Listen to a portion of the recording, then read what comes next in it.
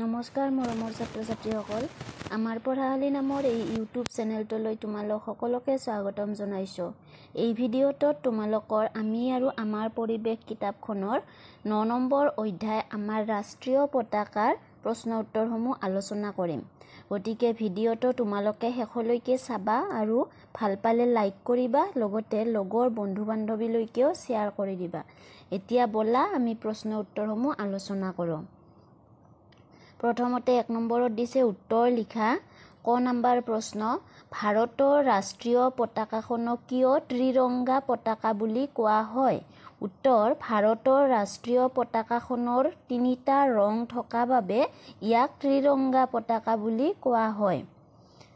খ নম্বৰত আছে ৰাষ্ট্ৰীয় প্ৰতীকৰ মুহূৰ্ত আমি ক'ত ক'ত ব্যৱহাৰ কৰোঁ?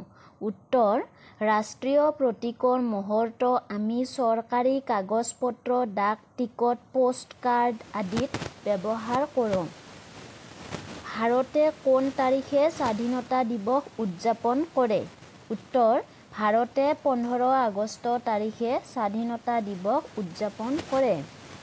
ৰাষ্ট্ৰীয় পতাকাখনৰ ব্যৱহাৰৰ 3টা নিয়ম। উত্তৰ, ৰাষ্ট্ৰীয় পতাকাখনৰ ব্যৱহাৰৰ 3টা নিয়ম হ'ল: ৰাষ্ট্ৰীয় পতাকাখন উত্তোলন কৰোঁতে গেৰুৱা ৰংটো সদায় ওপৰত থাকিব লাগে।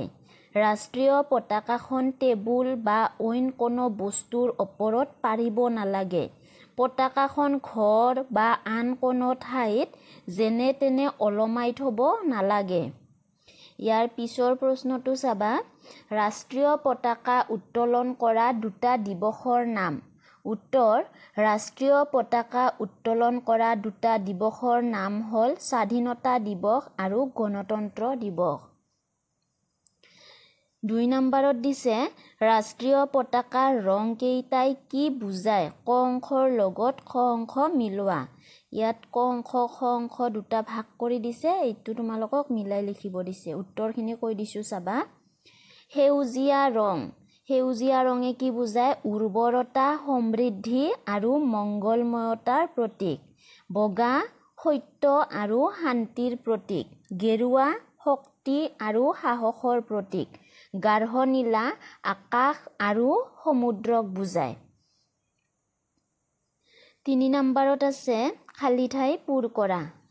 মহাত্মা গান্ধীৰ জন্মদিনটো গান্ধী জয়ন্তী হিচাপে পালন কৰা হয়। খ নম্বৰ, জৱাহৰলাল নেহৰু শিশুসকলৰ মাজত নেহৰু খুৰা বুলি পৰিচিত। ইয়াৰ পিছত আছে 26 জানুৱাৰীত গণতন্ত্ৰ দিৱস পালন কৰা হয়। ডক্টৰ সৰ্বপল্লী ৰাধাকৃষ্ণণৰ জন্মদিনটো শিক্ষক দিৱস হিচাপে পালন কৰা হয়। আমাৰ ৰাষ্ট্ৰীয় প্ৰতীকটো হ'ল অশোক স্তম্ভ। মৰমৰ ছাত্ৰ ছাত্ৰীসকল, আজিৰ ভিডিঅ'টো ইমানখিনিয়ে আছিলে। ধন্যবাদ।